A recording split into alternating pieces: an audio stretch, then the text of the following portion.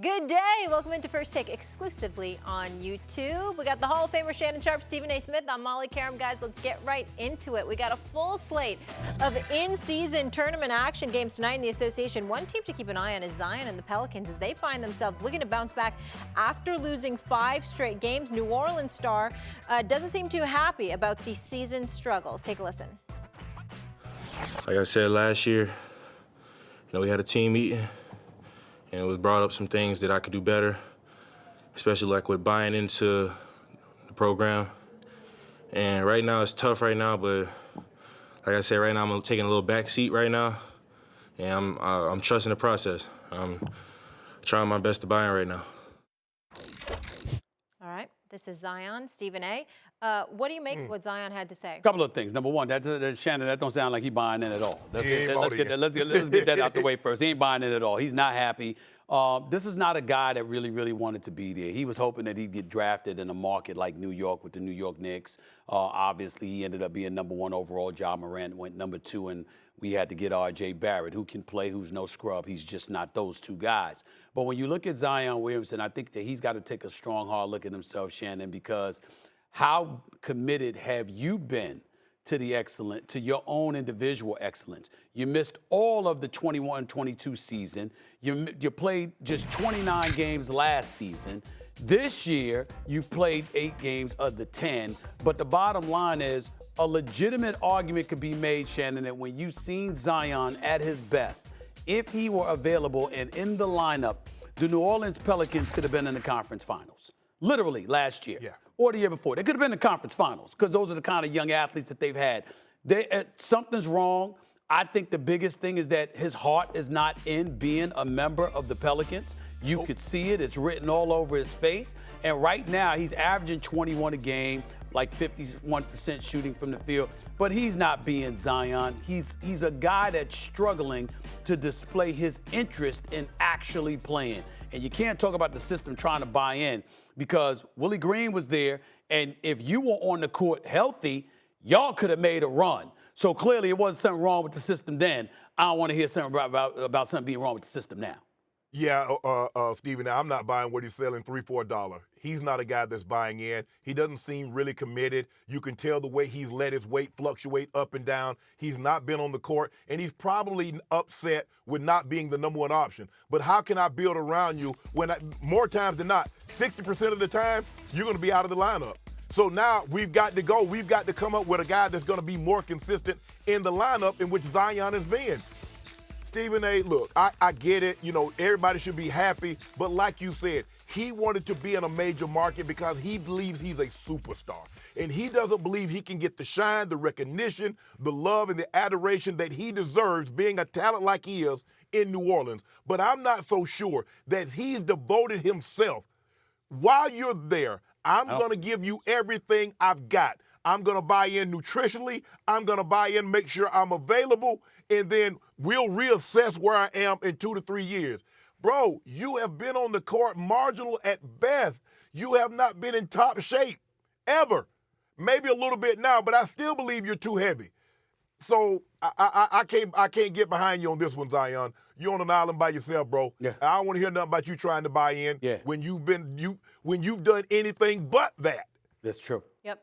Guys, another team that's playing tonight are the new look Clippers, No. who also find themselves on a 4-game losing streak after trading for James Harden yesterday. On NBA Today, our Zach Lowe offered a potential solution to the Clips. A problem here. Take a listen. I think James Harden should come off the bench. I think James Harden should be the Los Angeles Clippers' 6th man, at least temporarily, because with all 4 of them together, it's not working. With Russ, PG, and Kawhi together, it looks actually pretty good. Let James Harden come off the bench.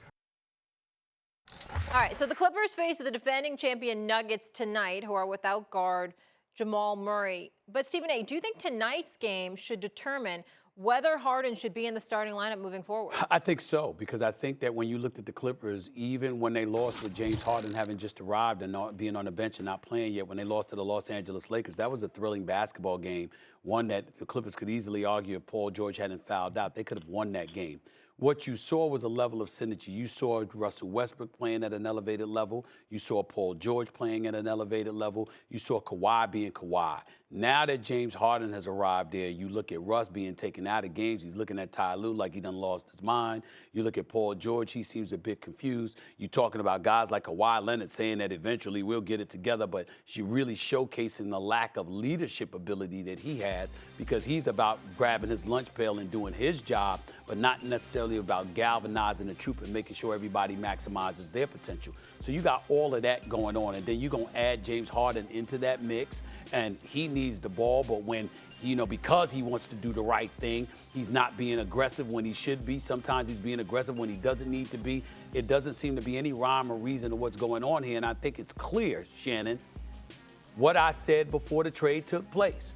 James Harden and Russell Westbrook can't be on the court together because both of them need the ball in their hands because neither is moving without the ball like a Steph Curry or somebody to get the ball in their hands. And when you combine that with how the Sixers are playing, Tyrese Maxey is playing like an all-star, averaging 28 a game, shooting lights out from three-point range, still making sure Embiid averaging over 32 a game. And with Nick Nurse coaching them, the pace of play has elevated. So the Sixers are moving the ball at a faster pace, creating more opportunities for themselves, and they're capitalizing off of it. So they believe they had addition by the subtraction of Harden, and the Clippers have shown us that the addition of Harden has led to a subtraction on a part of the team.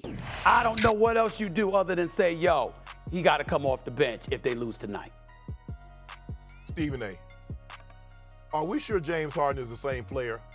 Because at once upon a time, James Harden could go one-on-one, and he was getting to the basket. And either he was going to lay the ball in the basket or you was going to foul him, or both. Lay it in and one. James Harden's not the same guy. James Harden has not put himself in position in the offseason to maximize that as he's starting to get old because he's a guy that relied on athletic ability to be able to slither his way past individuals.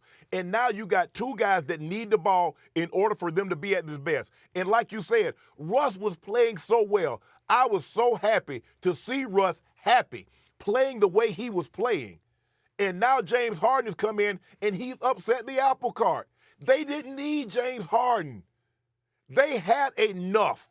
If the guys that they had, if PG and Kawhi could stay healthy with Russ, Terrence Mann is going to get healthy. I believe they had enough to make a deep run. And I understand what everybody's saying. They're going to get this together. They're going to get this together. Get it together and do what? Get it together and be what? Yeah. Yeah. Real quick, guys, before we head out, we got a huge matchup between two of the top rookies, Chet Holmgren and the Thunder versus Victor Wembanyama and the Spurs. Shannon, will this be the next great NBA rivalry? I hope so. I really hope so. We need another bird. We need another Bird Magic. Although they were in separate conferences, this seems like a more likely matchup. Stephen A., because they're in the Western Conference. And so we know they're going to see each other at least 4 times in the regular season, and we might get some playoff matchups. Obviously, I like Joel Embiid and Nikola Jokic. I like the two best bigs in basketball going at it, although they only play each other twice in a season. I'm hoping this is the next big thing. I will say this, Shannon. I hope as well. I think hope is the appropriate word here. It has a chance to be. We shall see. Usually, those kind of rivalries, the greatness of the teams come into play as well. Yes. So if one team stinks and another team is elite, that doesn't work. If both of them are average but none are really good, that doesn't work. So it would need to be the elevation of both teams. We need to get that from them. But I also want to use this duo or this rivalry, potential rivalry, to highlight something that I wanted to address about what Kevin Durant said the other day. Put Shannon up on the screen because I want to see him when I say this. You remember when Kevin Durant was quoted as saying, one day y'all gonna learn that friends play harder against one another than enemies do? I want to say it is rare because Kevin Durant is a brilliant, brilliant basketball player and basketball mind. It is rare that I would disagree with him, but I think that was wrong. I think that when you play, it's not to say that the people who are friends don't compete heavily against one another, Shannon. You would know that better than me. But what I'm saying is that when you play a similar position and you genuinely have disdain for each other, I don't know if it gets any hard, if you go at each other any harder than that, Shannon. I think that disdain elevates the level of competition because of the vitriol that exists between the two combatants. I would tell you why I agree with Kevin Durant. Okay, although please. the fans like it, when you're my friend, I want bragging rights because I'm going to bring it up that I bust your head. You need to know I got the better of you. And, guy, you remember when Isaiah and Magic kissed. Right. But what did Magic Johnson do? He took his ass out the air. That's right. Hey, they were best friends. I agree, but let me ask you this question. I'm not saying that you don't compete harder than normal when you're friends. I'm talking about compare that to you being opposite somebody you despise, and y'all play a similar position. You trying to tell me bragging rights is more important than that? It's hard. It's hard. It's hard, Steve. The thing is, Jordan hated everybody. And I think what has happened is because Jordan hated everybody and he tried to kill everybody. And Kobe hated everybody. He tried to kill everybody. But everybody doesn't have that mentality. Some people are James Bond. James Bond still got the same thing done and really didn't kill a whole lot of people. Yeah. And then you got John Wick that killed everybody. Right. I guess what I'm just talking about when you again, Jordan might have came up with something to get a competitive edge because he knew he could destroy them. But that's entirely different than you got personal animus with somebody. It's history there, and then you going up against them. Whoa, I mean that's special to watch. But here's the thing, though. The difference is now, Stephen A., most of these guys have been playing each other since they were 10. They're friends. It was like Jordan wasn't no AAU. These guys know, a lot of these guys were on the same high school team or the same AAU team. It's hard to build up dislike when you've been my boy for 15 years. But they say they have. Well, this debate got hot, so maybe we should have done this on the TV They say show as Wemby and Chet, that's real. History, they say that's real. Right. We'll see. But that's different countries, though. You got France and you got the USA, and Chet's team, the under-19, beat Wemby's team. And Chet brought it up to his attention. So we get that. Right. Yep. All right, don't forget, ESPN Bet launches today. Thanks for watching. Be sure to watch First Take Monday through Friday, 10 a.m. on ESPN. Be sure to check out more exclusive First Take debates on YouTube.